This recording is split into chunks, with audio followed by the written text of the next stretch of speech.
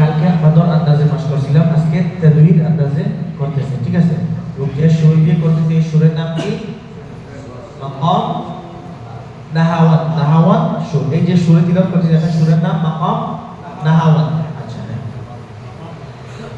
আউযু বিল্লাহি মিনাশ শাইতানির রাজীম।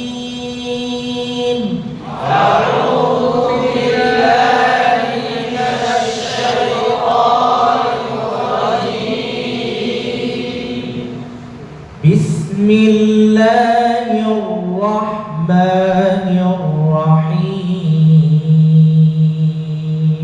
বিসমিল্লাহির রহমানির রহিম। বিসমিল্লাহির রহমানির রহিম।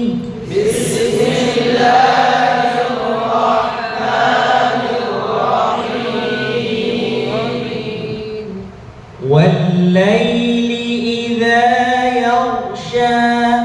والليل إذا يغشى. والليل إذا يغشى. والليل إذا يغشى. বাইনের মধ্যে সিমাতগুলো মাথায় রেখে আদায় করতে হবে। তো সবচেয়ে বেশি গুরুত্বপূর্ণ বাইনের মধ্যে হলো ওঠা পড়াটা এবং আওয়াজটা চালু রাখা। আওয়াজটা কি রাখা? ইয়াও, এই যে ইয়াও শা, এখানে যদি আমরা ইয়াও আওয়াজটা বন্ধ করে দেই তাহলে কলকলা হয়ে যাবে, ইয়াও শা হয়ে যাবে, এটা আমরা খেয়াল রাখবো। ওয়াল্লাইলি ইযা ইয়াগশা। ওয়াল্লাইলি ইযা ইয়াগশা। ওয়ান-নাহারি ইযা তাজাল্লা।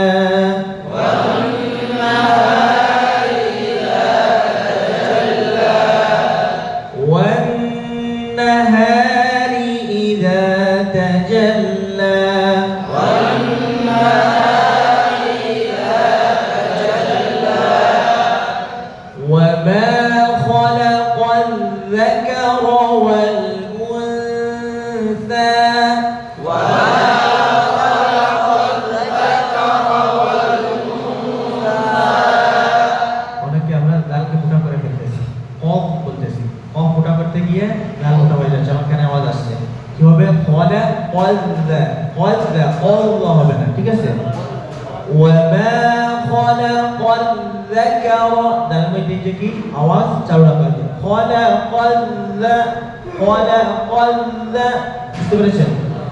ওয়ামা খালাকাল যাকারা ওয়াল উনসা। ওয়ামা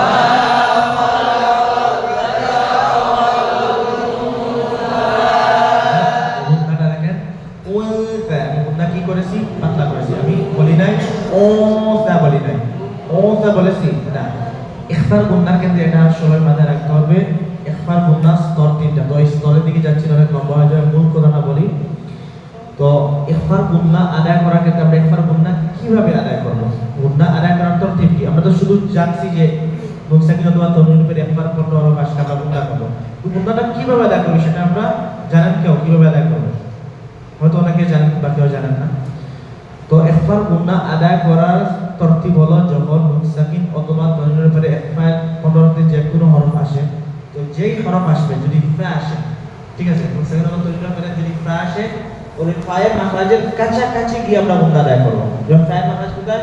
জানাওয়ালিয়াতের আগা নিচে টুটে পেট, এখানে ফুল লাগিয়ে না, ওয়া মাম ফা এরকম লাগাবো না, এই কাছাকাছি গিয়ে গুন্নাটা আদায় করতে হবে।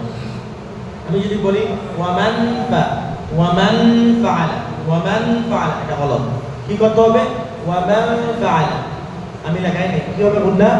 ওয়ামান ফাআলা, ওয়ামান ফা, ওয়ামান ফা, বুঝতে পারছেন? তারপরে যখন কাফ আসলে যেমন ইনকা, ইন কুনতুম, আমি যদি মিও কুনতুম বলি গলত, ঠিক আছে?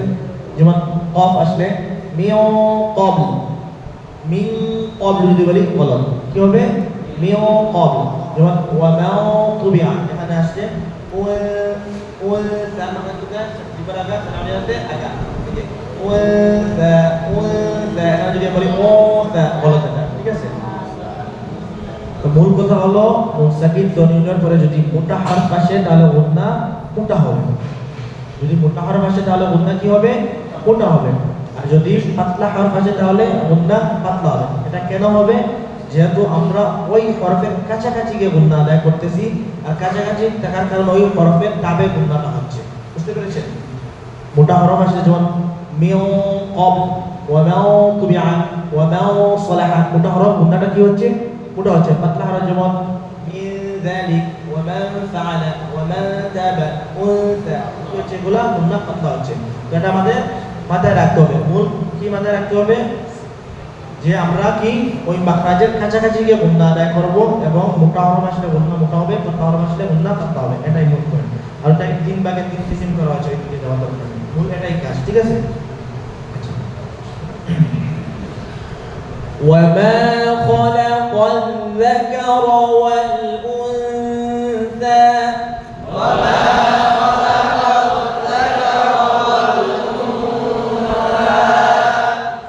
إن سعيكم لشتى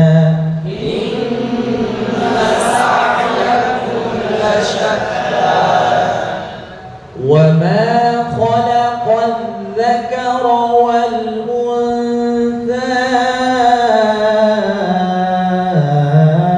إن سعيكم لشتى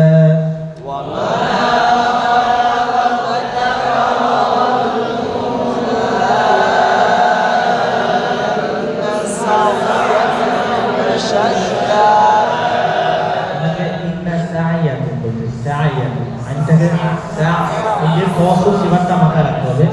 ইন্না সা'য়াকুম, সা'য় বললে বলা যাবে, চলবে না। তওয়াসুলের কাজ কি? আওয়াজটাকে মাঝামাঝি রাখতে হবে, ঠিক আছে? ওয়ামা খালাকাল যাকারা ওয়াল উনসা ইন্না সা'য়াকুম লাশাত্তা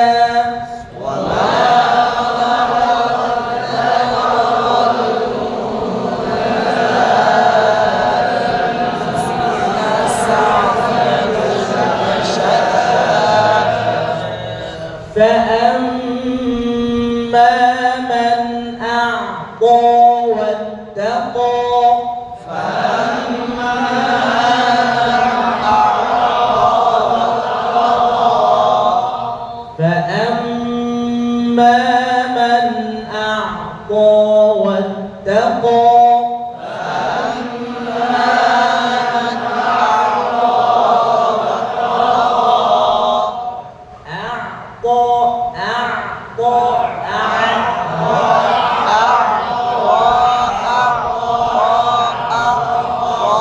فأما من أعطى واتقى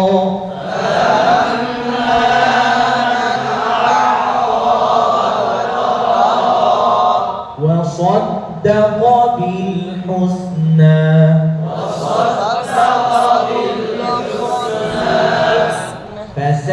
فسنيسره لليسرى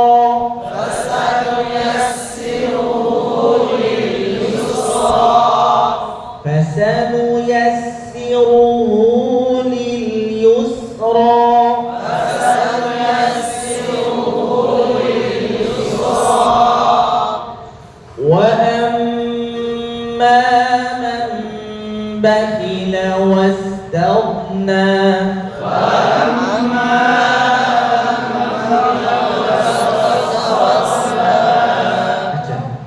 ইকলাবের গুন্না অথবা ইখফা শিফাউল গুন্না, এই দুই গুন্না দুই অবস্থায় দুই রকম পদ্ধতিতে আদায় করা যায়। একটা হলো দুই ঠোঁট একদম লাগিয়ে, আর একটা পদ্ধতি হলো একটু ফাঁকা রেখে। যেমন ওয়াম্মা মান, দুই ঠোঁট লাগিয়ে ওয়াম্মা মান বাখিলা, আর একটু ফাঁকা রেখে ওয়াম্মা মান বাখিলা ওয়াস্তাগনা। দুটাই জায়েজ, তবে আগের কদিন যারা পুরা যারা ছিলেন, শেখ মিনশাউই, ফরিদুল মুসারি, আগের যারা পুরা, ওনারা কি করতেন? দুই ঠোঁট লাগিয়ে করতেন। আর এখন জেনারেশনের পুরাগণ ওনারা বলতেছেন কি একটু ফাঁকা রেখে আদায় হবে। তো দুটোটাই জায়েজ, ঠিক আছে? জয় দিছিল وأما من بخل واستغنى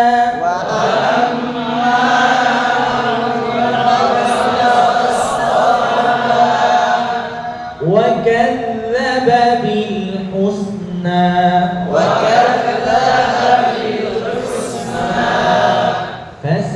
فسنيسره للعسرى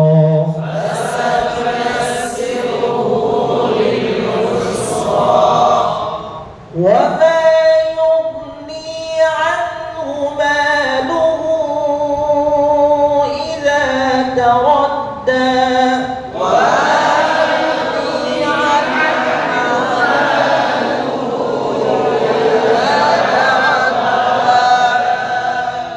তিলাওয়াতের তিনটা ধরন আছে, মানে স্কেলের দিক দিয়ে, আওয়াজের দিক দিয়ে, করার, জবাব, জওয়াব, ঠিক আছে? এটা কেরাতের ক্ষেত্রে অ্যাপ্লাই হতে পারে, হদরের ক্ষেত্রেও অ্যাপ্লাই হতে পারে। তো আমরা আগে যেহেতু স্কেলে পড়ছিলাম, এটা হলো করার স্কেলে, মানে লো স্কেলে। এটা হলো কি মিডিয়াম স্কেল, জবাব বলে, জবাবের স্কেল। ওয়ামা খলাকাল যাকারা ওয়াল উনসা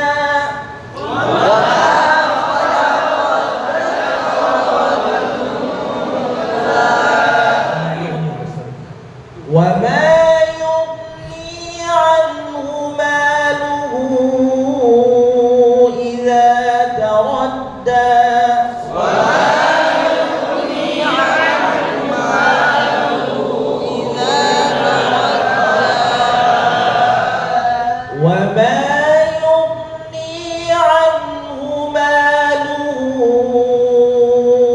إذا تردى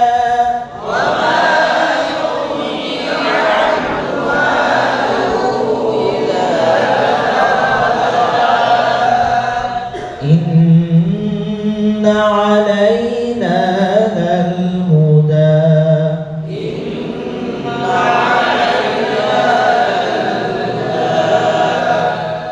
إن علينا للهدى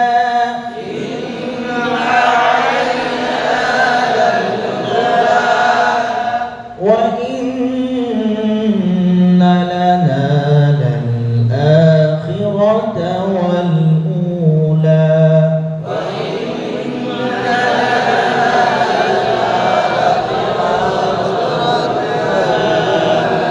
وإن لنا للآخرة والأولى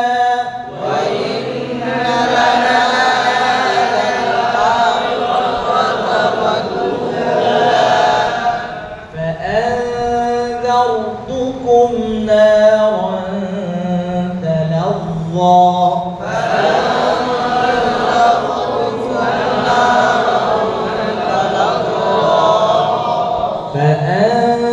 فأنذرتكم نارا تلظى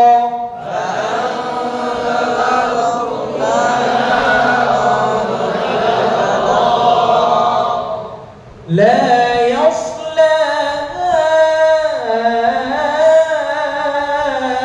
إلا الأشقى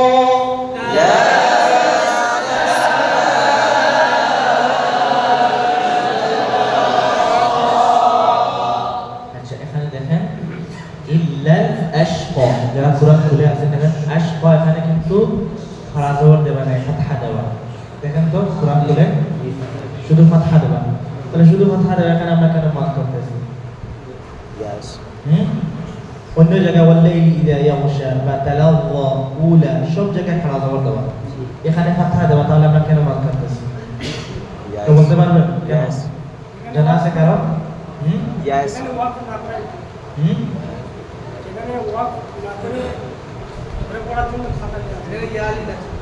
ইয়া ইয়া ইয়া মাদাস যদি জানেন তাহলে বলেন, লটারি পাইলেন, ঠিক আছে? যদি জানা থাকে তাহলে বলবেন যে লটারিতে লাগলে লেগে গেল, এরকম কইলেন না। জানেন, কারো জানা আছে বলে দেবো, সমস্যা নাই। তো দেখেন এটা আসলে মূলত সব জায়গায় বললে ইদা ইয়াগশা সব জায়গায় খাড়া জবর দেওয়া, এখানে তো নিয়ম অনুযায়ী কি খাড়া জবর দেওয়ার কথা, কিন্তু এখানে ফাতহা দেবে। এটা আপনাদেরকে অনেক বাচ্চাও জিজ্ঞেস করতে ফেলতে পারে অনেক সময় যে আসলে এখানে শুধু ফাতহা দেওয়া, তাহলে ফাতহা দিতে মদ হওয়ার কথা না, খাড়া জবর হলে মাদ হবে। আর এখানে আশ ক তারপরে আশ ইয়া দেওয়া আছে একটা, কোনো খাড়া জবরের চিহ্ন নেই। জবরে কি আমরা কোনো মাদ করি? তাহলে এখানে কেন আমরা মাদ করতেছি? যেমন সাব্বিহ ইসমা রাব্বিকাল আ'লা, এখানে এরকম দেখবেন আ'লার উপরে খাড়া জবর দেওয়া নাই, ফাতহা দেওয়া আছে।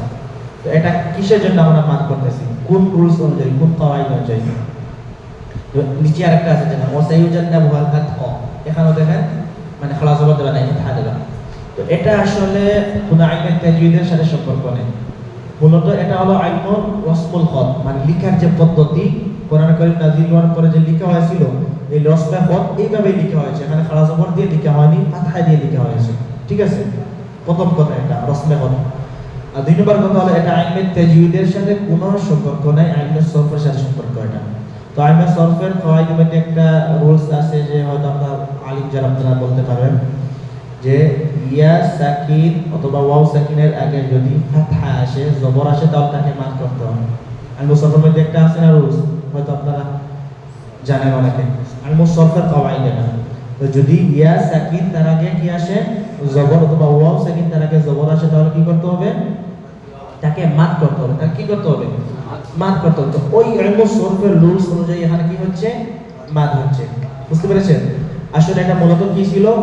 এক কয় ছিল, আশ কয় ছিল, আ'লাই ছিল। মূলত কি ছিল? আ'লাই। আর যদি অফের অবস্থায় যদি ইয়া সাকিন তার আগে যদি ফাতহা আসে, তাহলে অফ অবস্থায় কি করতে হয়? আ'লাই বলে অফ করা যাবে না, কি করতে হবে? আ'লা বলে অফ করতে হবে, আতকা বলে অফ করতে হবে, আশকা বলে অফ করতে হবে। বিষয়টা বুঝতে পেরেছেন? এটা ইলমে তাজউইদের কোনো রুলসের কাওয়াইদ না, এটা হলো ইলমুস সরফের। তো ইলমুস সরফের রুলস হলো কি? যখন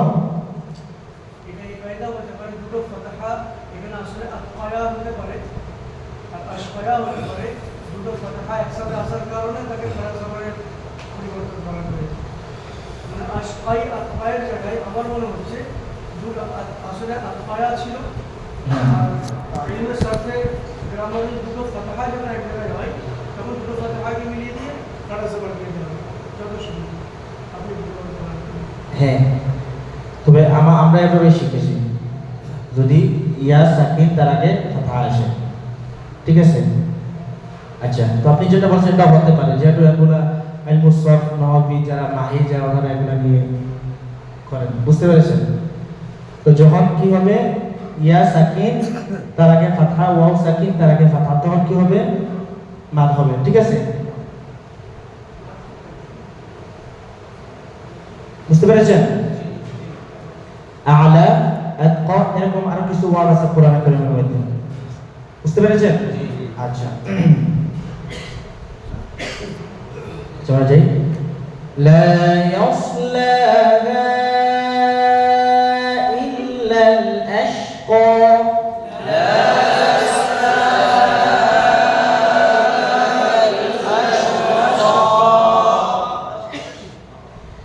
الذي كذب وتولى،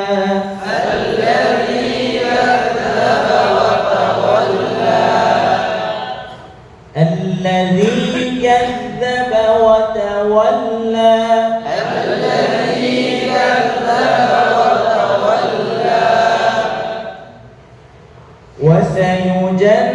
وسيجنبها الأتقى الذي يؤتي ماله يتزكى،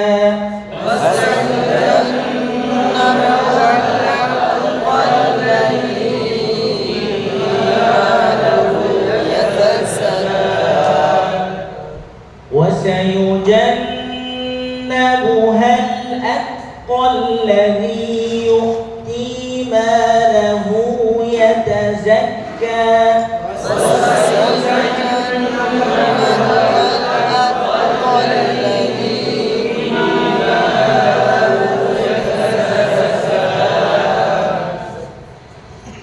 وما لأحد عنده من نعمة تجزى،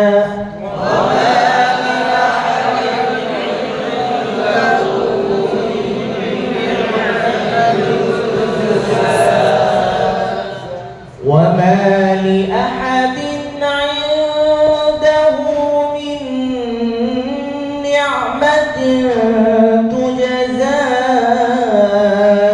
إلا ابتغاء وجه ربه الأعلى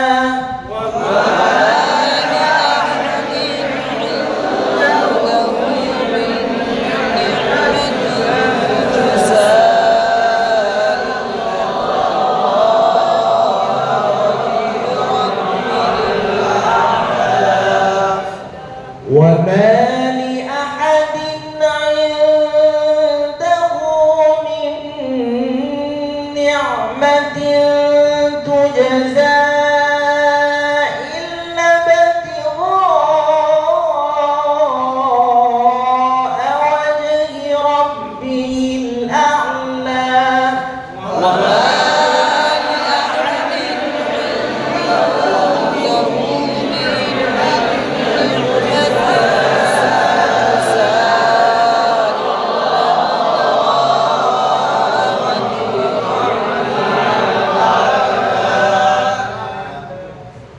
ولسوف يرضى ولسوف يرضى صدق الله العظيم